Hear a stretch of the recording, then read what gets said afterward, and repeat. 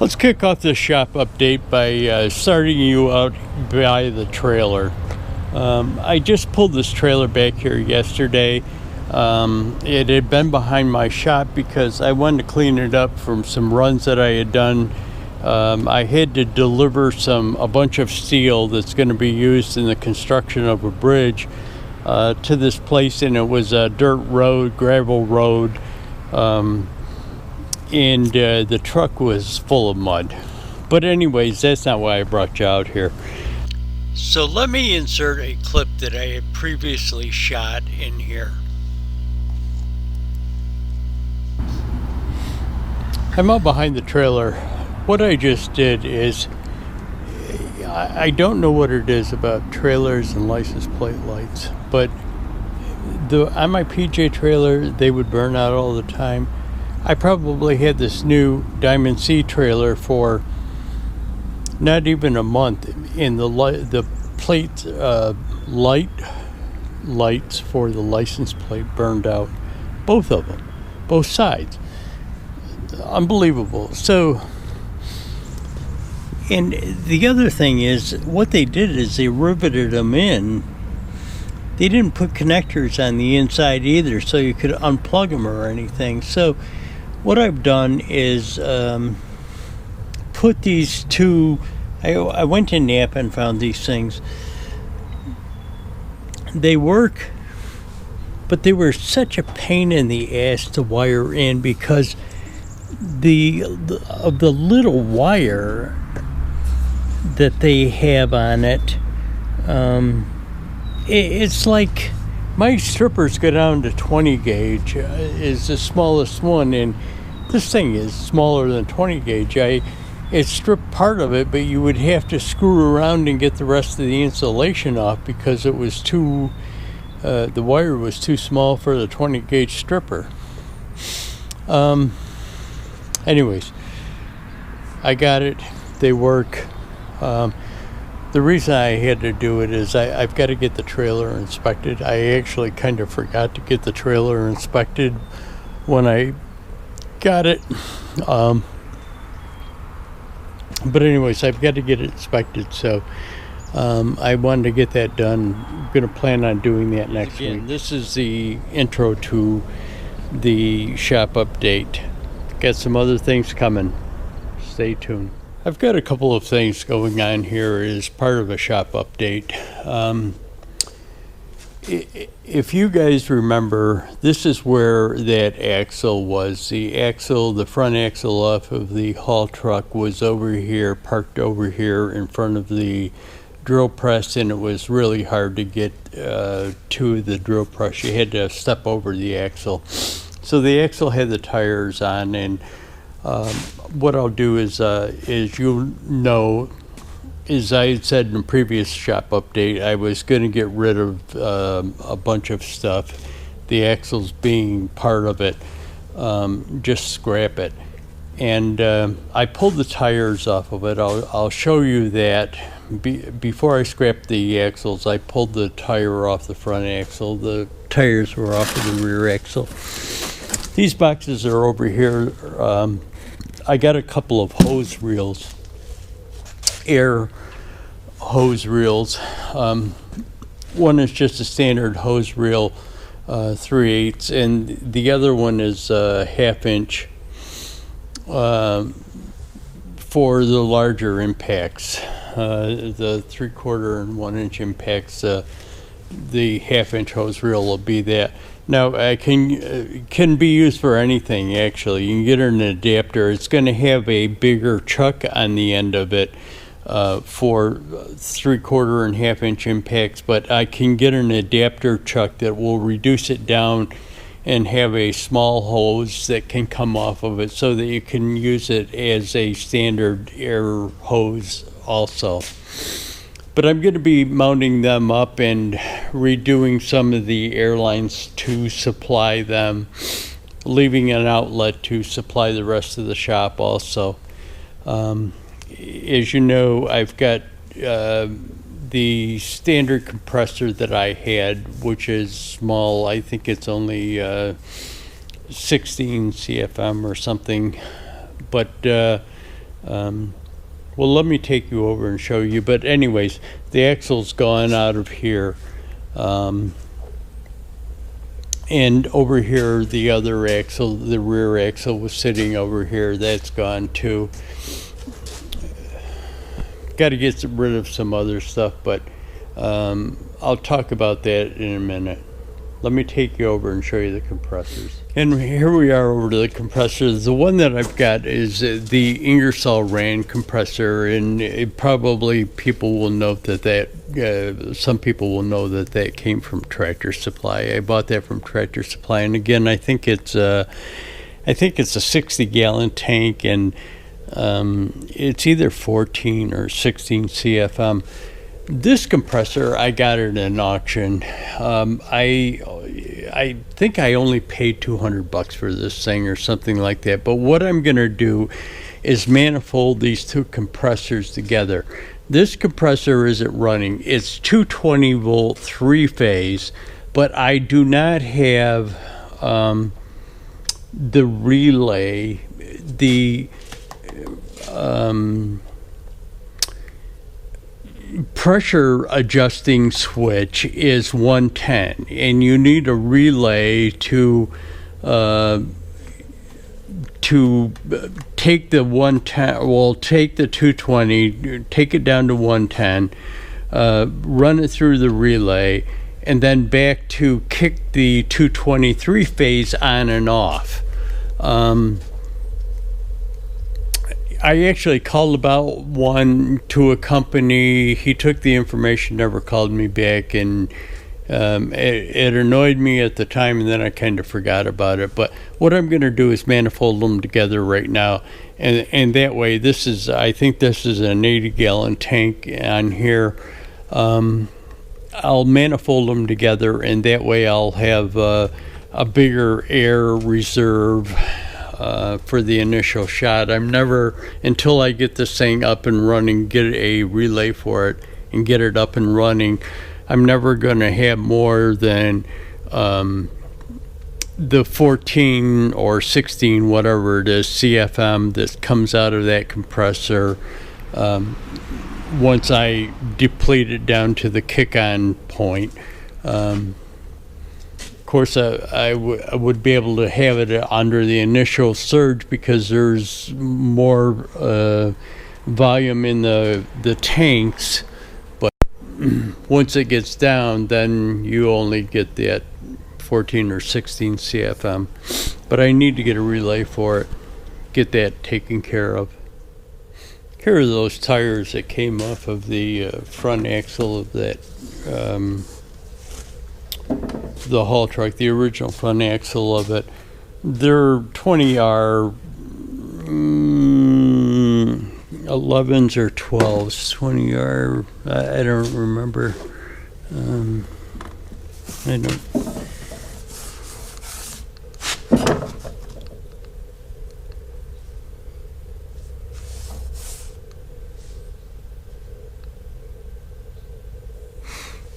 They say 9 R20s. Thought they were bigger than that, but anyways, regardless of the fact, these are the two front tires off of them, and they're actually good rims, good. They've held air all of this time, and yeah, 920s.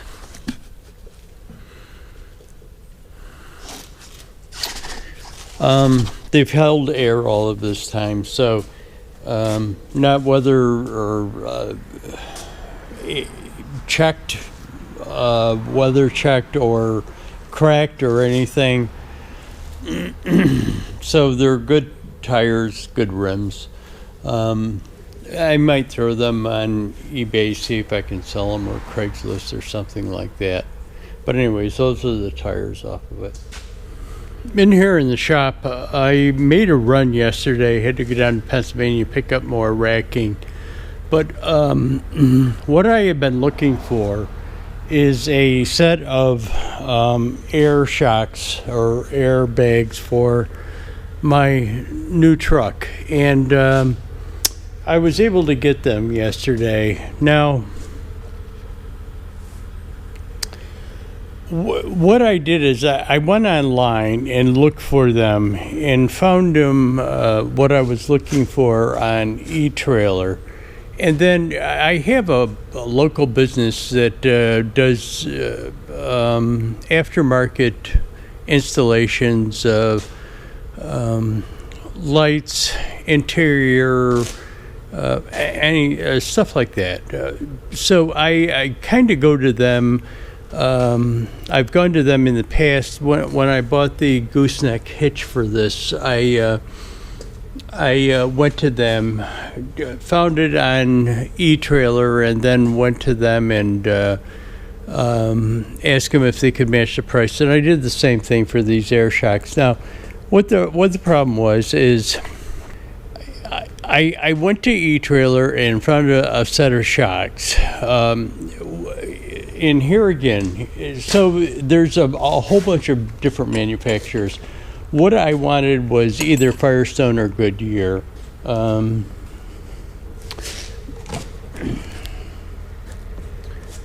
wanted Firestone or Goodyear because I didn't want to ever run into complications of having to replace the bag. And I had to replace the bag of my old truck. So I wanted to know that I would be able to get that bag again. Probably in hindsight, I should have known that I could get a replacement bag for any type of brand, but let's leave it at that. I wanted to go to Firestone. I found a part listing on eTrailer, and it had a weight capacity of 67, I think it was 6,700 pounds. So I went to this local shop and told them, gave them that part number, and she says, well, let me do some research on it. She says, let me, I can get that thing, but I can't get it anywhere near the price of eTrailer. So let me do some research on it. A day later, she calls me back and she says, let me tell you what I found.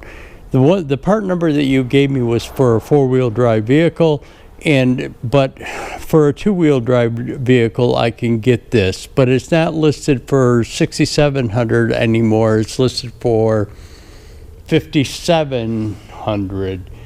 And she says, I'm not really sure what it is, but it's probably because of the four-wheel versus two-wheel. They feel that the four-wheel vehicle would be able to haul more, so they gave it a bigger weight capacity. That's what she said.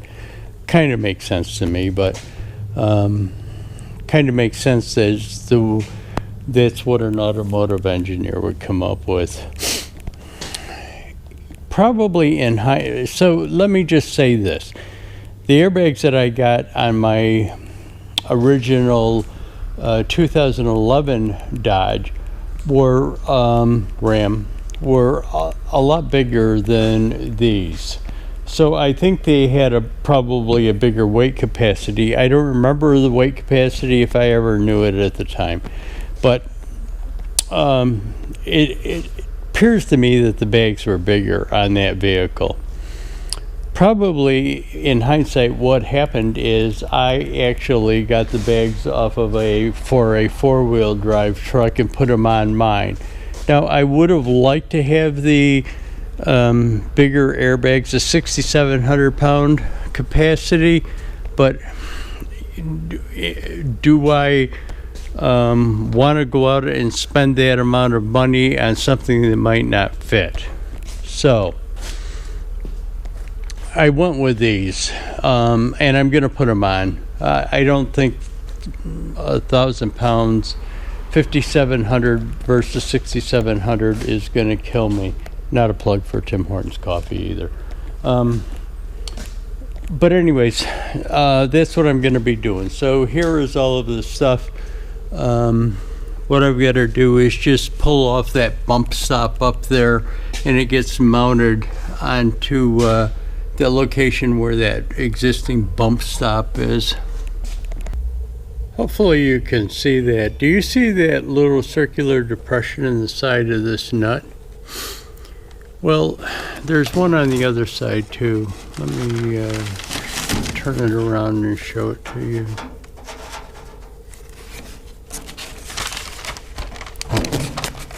trying to block some of the light out so that you can see it.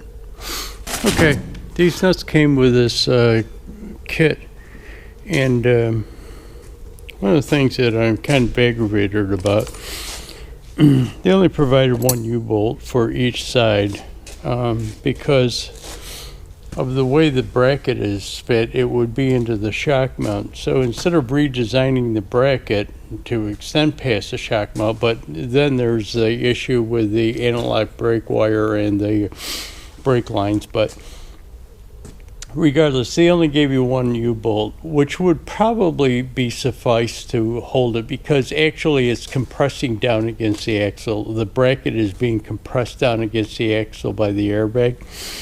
So it will probably hold it until you go and put the truck up on the lift, and then it might put, because it's pulling on it actually that way. So, but anyways, what I was showing you that the nut, instead of having, they're not nylock nuts, what they do is put them depressions in there somehow, probably some kind of a press, and it deforms the threads in the inside of it. You can actually see it. I'm not sure if it's going to come up on the camera. I can't really tell whether you're going to be able to see that or not. But you can see the deformation on the inside from those presses. And that's how they, instead of having nylock nuts, they do that to kind of apparently deform the threads on the inside to make it stay. So I got those airbags done, and there they are underneath there. Everything is good. I've just got it setting in there. Just double checking that there's no leaks. Check it over a couple of day period to make sure it doesn't leak down. I did have an issue with one of the hoses on there, but if anybody wants to know what it is, there it is. Part number. That's all for a 2018 3/4 ton Ram. Anyways, bring it back. I'm over here at the oil catcher. What I did is just undercoated my truck. I wanted to just show you this before I took you over there because it gets all over the place. Probably should have showed you the truck first, but this is that undercoating gun that I got from Mac Tools that actually came from Eastwood. This is an extension nozzle that you can go up into the cavities of like the frame rail, body panels. I'll show it to you. Here's the product. Well worth oil-based rust proofing. It's amber colored, and let me just show you. I've got a little bit of a light here that's shining up into it. I don't know whether you're going to get blown out by the door light. Let me start from the back and go forward. That way, where I could close the door. I just kind of wanted to show it to you. It goes on really good. Again, it's a petroleum oil-based stuff, so it's got to be retouched up every year. I tried to get as much of it as I could. Again, I use a flex tube to go up into the frame rails, get it inside the frame rails. I also did it over here at the rockers. Now, it looks like somebody did it, unless the factory put that tape on there, had done it previously. But what I did is I just took that, peeled that tape back, and went into this panel, sprayed the inside of the panel, sprayed the inside of the frame rails, sprayed the inside of this panels too. Like the tubes, again, you're probably getting blown out by the light of the door. Let me do this. Like the cross member tube that goes up there, I did the inside of that, did up in here, got the underside of the bed and the body, the cab, did the underside of it where it wasn't coated with that soundproofing stuff.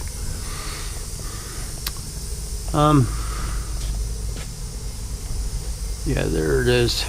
This bracket, its entire purpose of this bracket, well, no, it's not probably cross support because you got the cross support for the transmission.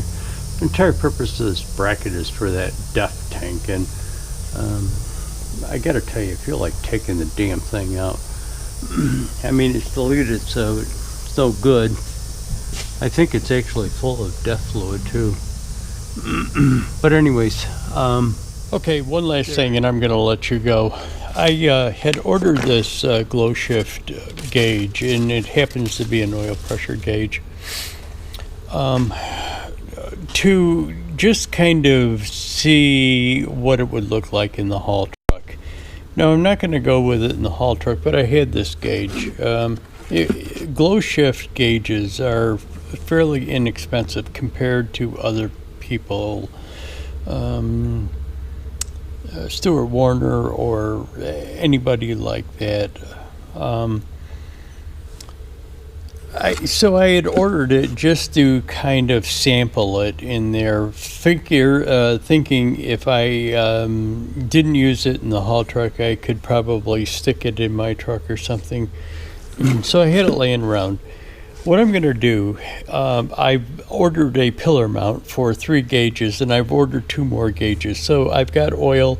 I'm going to do water, temperature, and volts. So I've got a 3-pillar mount. I'm going to put these 3 gauges in my new truck, in the 1-ton 2018 truck. There are probably going to be a couple of more gauges. Now, I had talked about before in another shop update about possibly going with Banks iDash thing, and I'll explain that to you in the another shop update when I install these gauges, why I didn't go that way. But anyways, that's going to be it for this update. Thanks for watching, guys. Hit that like button, subscribe.